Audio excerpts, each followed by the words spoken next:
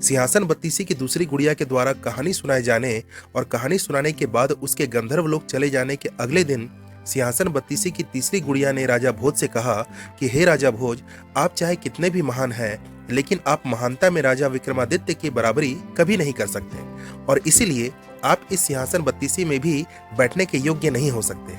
आज मैं भी राजा विक्रमादित्य की महानता को प्रदर्शित करने हेतु आपको एक कहानी सुनाती हूँ। आप ध्यान से सुनिएगा। तीसरी गुड़िया ने कहानी आरंभ की। उसने कहा कि एक दिन देवराज इंद्र और धर्मराज बाघ और गाय का रूप धारण करके राजा विक्रमादित्य की परीक्षा लेने आए।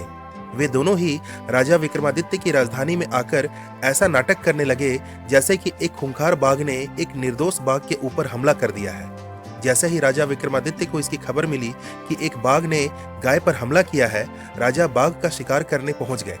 राजा ने तीर चलाया, लेकिन तीर से बाघ को कोई नुकसान नहीं हुआ। इसके बाद बाघ ने कहा कि मुझे भूख लगी है, मुझे इस गाय को खाने से मत रोको। इतना कहकर वह बाघ फिर से गाय की ओर बढ़ने लगा। बाघ को गाय की ओर बढ़ते हुए देखकर राजा ने बाघ से कहा कि मैं इस राज्य का राजा हूँ और यह मेरी जिम्मेदारी है कि इस राज्य के सभी मनुष्य एवं जानवरों की रक्षा करूं।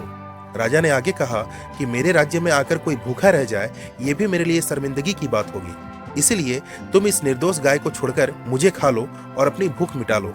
राजा के इस व्यवहार से संतुष्ट होकर देवराज इंद्र और धर्मराज प्रकट हो गए और राजा को आशीर्वाद देकर स्वर्ग चले गए।